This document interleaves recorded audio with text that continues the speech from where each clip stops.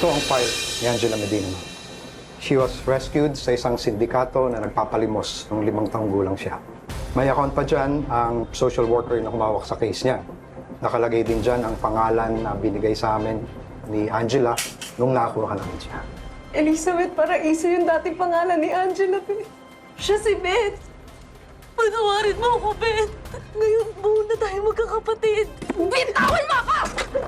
Wala akong kapatid na kagaya mo! Kulang pa yung pagluhod mo para sa lahat ng paghihirap na pinagdaanan ko! Dahil sa'yo! Tama ka, Amy. Hindi ako mapatawad ni Beth. Ikaw ba, Amy? Nung nalaman mo kung ano yung ginawa ko sa inyo ni Beth, hindi ka ba nagalit? Bata ka lang nun. Matatanda nga, nagkakamali pa eh. Yung 7 years old pa kaya. Salamat sa pag-intindi, Amy. Sana talaga balang araw maintindihan din ako ni Beth.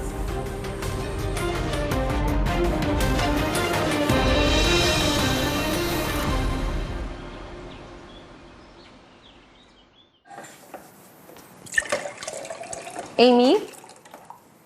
Amy, akala ko pupunta ka sa mamshi mo. Ano ka ba, ate? Ako to! Halika, merienda tayo. Gumawa ako ng sandwich para sa ating dalawa. Bakit mo suot yung damit ni Amy? Sinukat ko lang. Paulit-ulit na kasi yung suot ko sa klase ko eh. Sorry, galit ka ba, te? Sa akin okay lang. Pero dapat nagpaalam ka kay Amy. Gamit niya yan. Okay, thanks. Eto na, subukan mo na tong sandwich na gawa ko. May special recipe yan. Dali! Subukan mo, te. Masarap yan. Special Bakit mo suot to?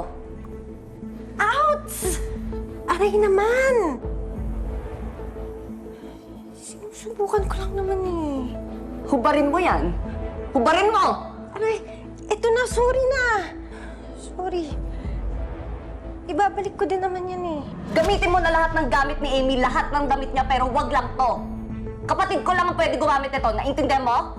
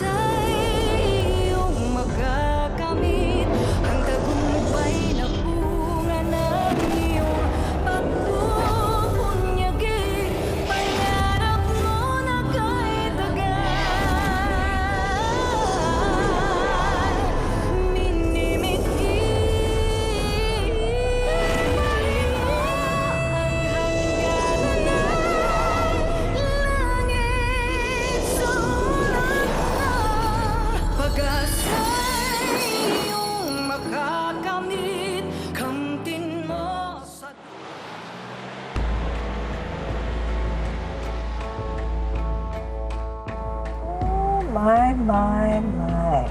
Sa lahat naman ng hinahanap natin tungkol sa babaeng ito, akalain ba naman natin na siya pala yung kapatid na hinahanap ng Diana na yon? At kaya pala galit na galit dahil binenta siya ni Diana nung bata pa sila. I wasn't born yesterday. Hindi ako basta-basta naniniwala. Anong ibig niyo sabihin, Judge? Malay natin. Baka gawa-gawa lang ang lahat. Baka naman si Diana plinano lang ang lahat ng ito para one by one magsusulputan yung mga kapatid niya para makuha na nila ng buong-buo ang La Madrid land.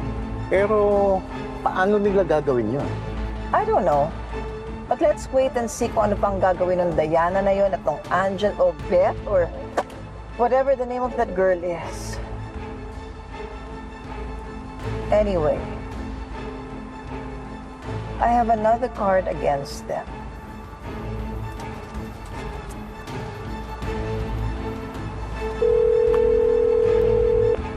Hello, Vlad. Are you busy? We have to discuss something about our enemy.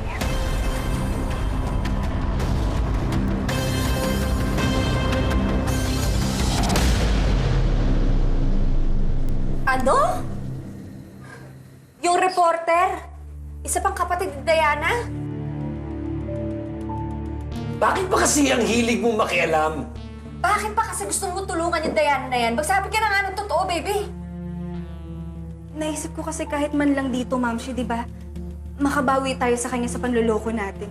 Ay, nakakaloka ka kami. Hindi mo naisip, ha?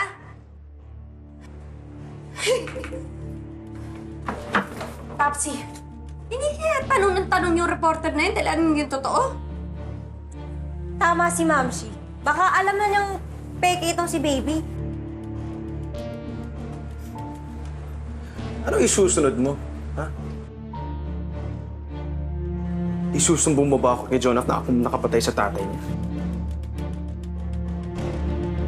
Ituloy-tuloy mo na. Bakit hindi mo hanapin yung totoong Amy?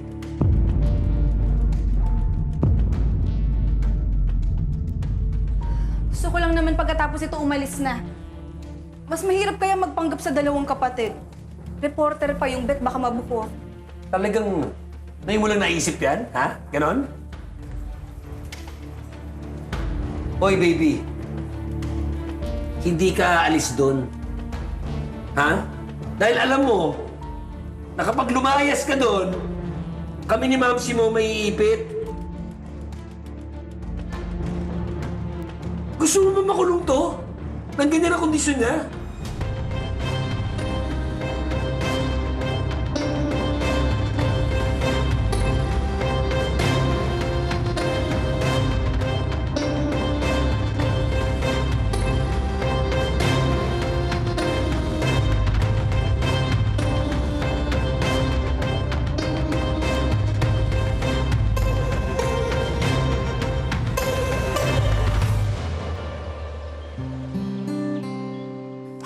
Gutom na ako.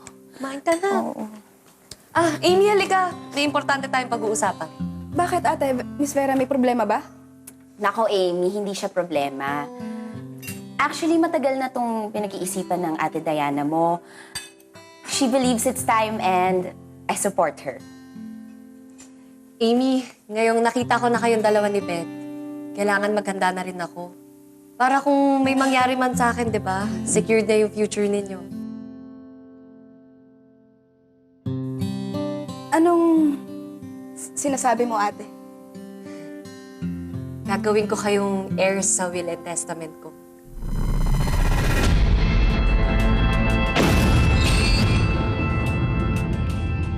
Lahat ng pagod ko, lahat ng naipundar kong ari-arian, lahat yun papangalan ko sa inyo, Amy. Kayo ni Beth ang magmamana.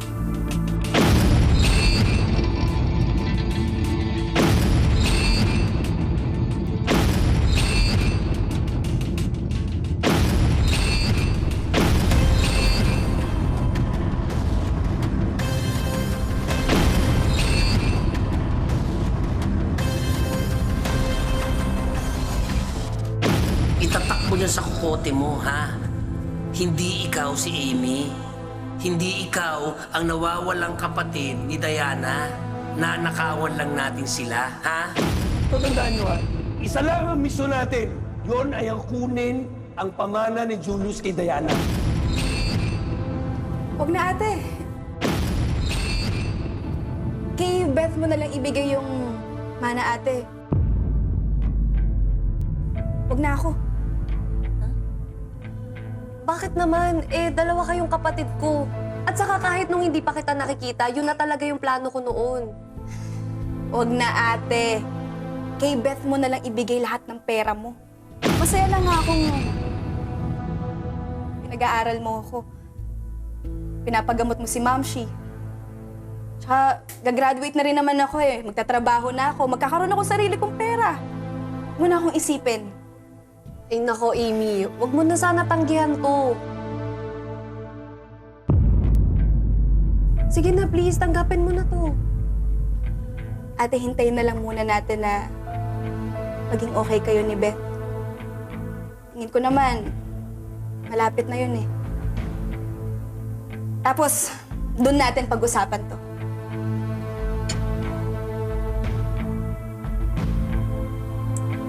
Ay nako, Amy, hindi. Nakapag-decide na ako. Lahat ng pinaghirapan ko, lahat ng naipon ko, at lahat ng investments na nakuha ko, lahat yon para sa inyo ni Beth.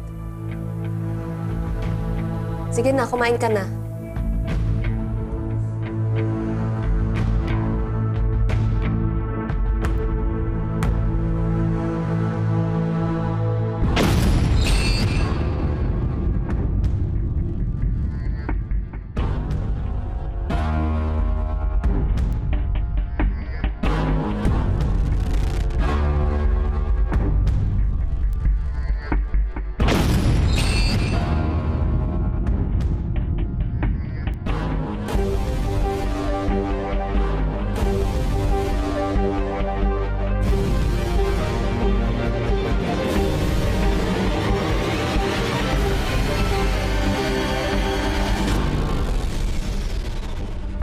So, Mrs. Labadrid's assets are 167 million in total. Napaghatian niyo ni Miss Amy Paraiso.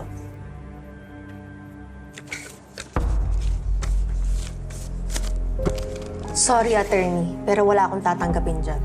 Miss Medina, pinapaalam ko lang sa'yo na ang last will and testament na dinraft ni Mrs. Lamadrid. And as far as I know, hindi na magbabago ang isip niya. At hindi na rin magbabago ang isip ko. Kahit kailan, wala akong tatanggapin na pera sa kanya. So why not tell her yourself, Miss Medina? Because if this is her plan para mag-usap kami, I'm not gonna fall for it, attorney. Look, ang trabaho ko lang dito ay para sabihin sa'yo na pamamanahan ka ng kliyente ko. Now, kung ano man yung kailangan yung ayusing dalawa, hindi na ako makikialam doon. At kung ganun nga po, attorney, pakibalik na lang yan sa kanya. Kasi wala akong gustong ayusin. No. Basahin mo ulit.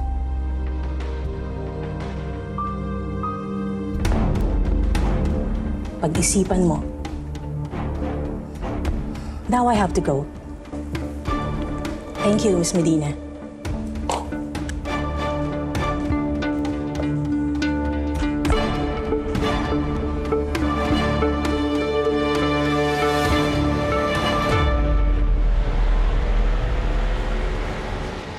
Diana, you won't believe who's here. Sino?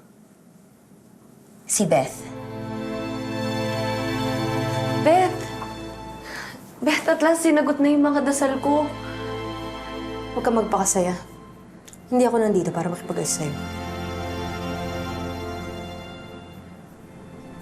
Nagkausap na ba kayo ni Attorney Bernal? Yes. And she insisted na kausapin kita ng personal para mas maging klaro sa'yo ang desisyon ko.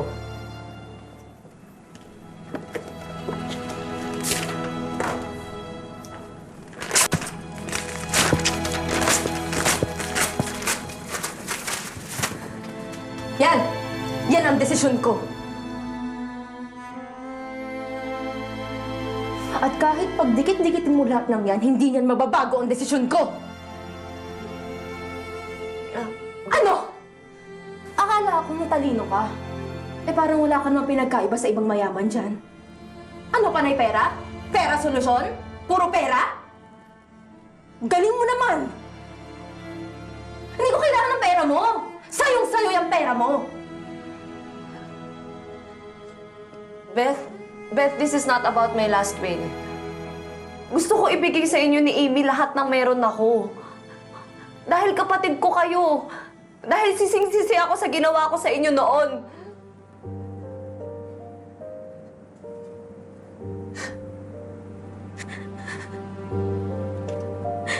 None of your stupid money can ever change the past.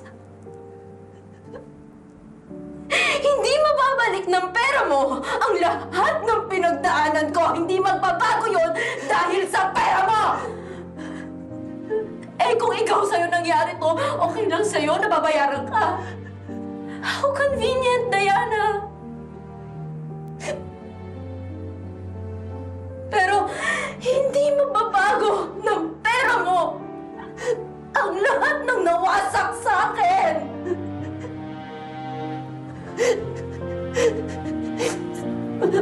Anong gusto mong gawin ko para matanggap mo ako? Gagawin ko lahat.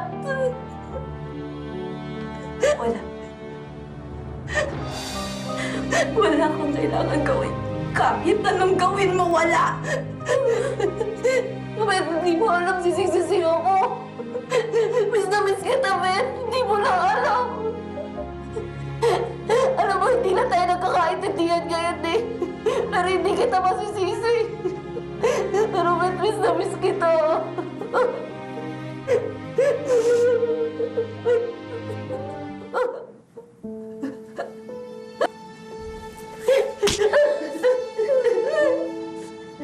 Para yan sa pagpapabaya mo sa akin!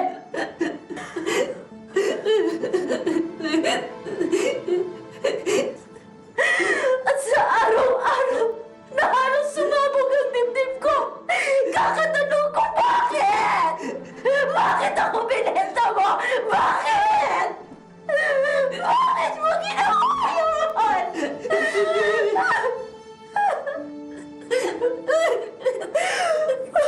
Wala akong ibang masisi kundi ang sarili ko. Na bakit ikaw pa? Bakit ikaw pa naging kapatid ko? Ang dami namang iba dyan. Na kahit siguro mahirap kami, hindi nila ako binabayaan. At lalong-lalo na hindi nila ako ibebenta.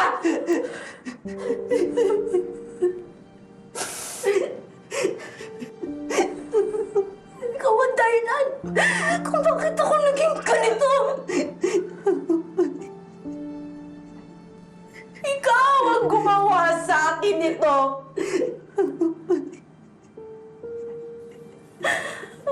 At ipaparamdam ko sa'yo ang lahat ng galit na ikaw mismo ang nagtanim sa puso ko.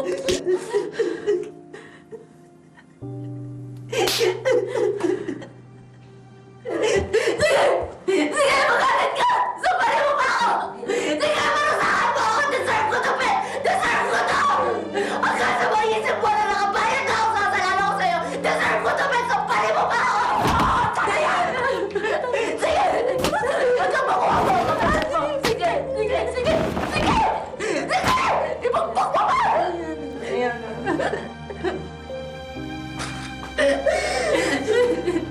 Sorry.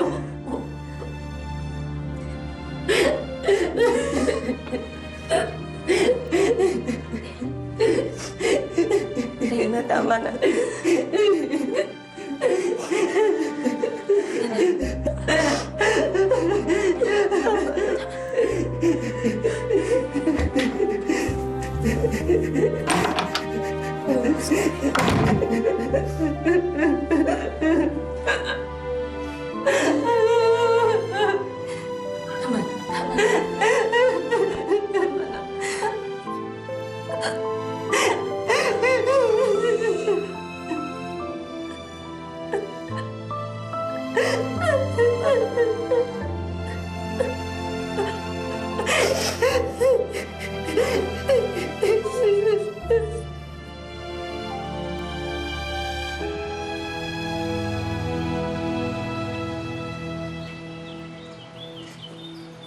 Gagawin ko kayong heirs sa will and testament ko. Lahat ng pagod mo, lahat ng naipundar kong ari-arian, lahat yun papangalan ko sa inyo, Amy. Kayo ni Beth ang magmamana. Hoy! Saang teleserye ka ba? At anong kadramahan yon? Bakit? Bakit? Narinig ko yung pag-uusap niyo ni na Ate Diana. Tinanggihan mo yung mana. Diyos ko, Day. Buti na lang hindi nakinig sa'yo. Ilan ang hindi na tama to. Tangik! Anong hindi na tama? Ito na yun, oh. Tapos na yung trabaho natin. Mayaman na tayo. Tumigil ka nga. Ano bang problema, ha? Kung sino man ang may karapatan makakuha ng mana ni Ate Diana, si Beth yun. Hindi ako.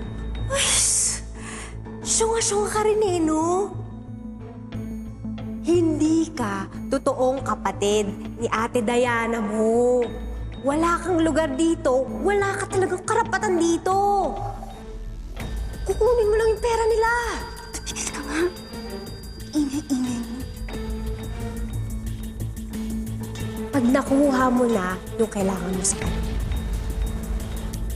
babay Diana na tayo. Lalaya ka na kay Papsi at sa buhay na to. Di ba yun naman talagang gusto mo?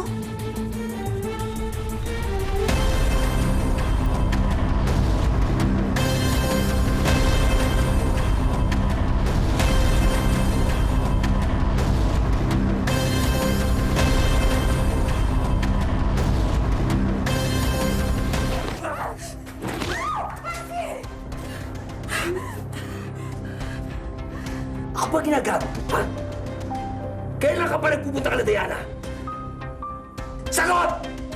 Wala akong ginagawang masama! Narinig ko si Ate Diana, sabi niya, okay lang ako doon! Halika, Ate Diana. Ate Diana! Ha? Papsi, tama Dahil sa kataraan mo, masusunog ang misyon natin! Bobo! Bobo ka!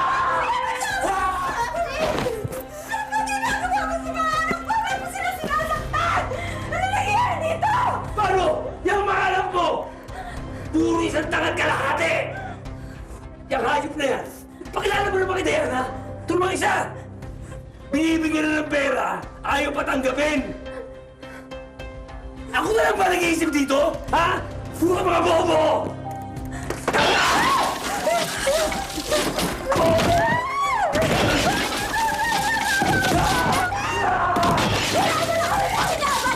Eh di humanap ka ng bagong utosan mo! Hindi ka! Bakit ka tama na? Maawa ko sa mga anak mo! Ako naman sila saktan! Papsi, sumusobra ka na!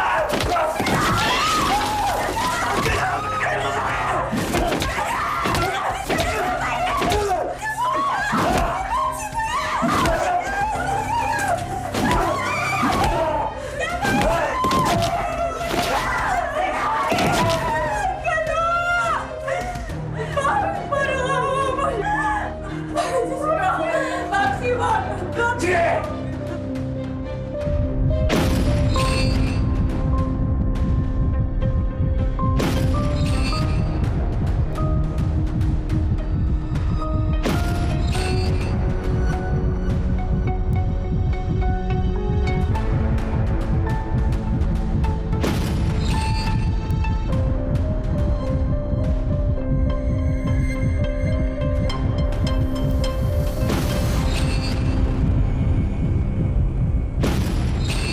Yung mga alam mo! Pakilala mo naman kay Diana! Tulungan isa! Binibigyan na ng pera, ayaw pa tanggapin! Ako na lang ba nag-iisip dito? Wala mo na kami pakinabang ha! Eh di humanap ka ng bagong utosan mo! Papsi, sumusobra ka na! Pinalaki lang tayo para lang magnakaw. Tingin mo, anak talaga ang tingin nila sa atin. Akala ko yung tatlong yun, blessing galing sa langit. Kinidnap natin yung tatlong yun. Blessing ka dyan. Pamilya pa ba tayo? Mga kriminal na lang.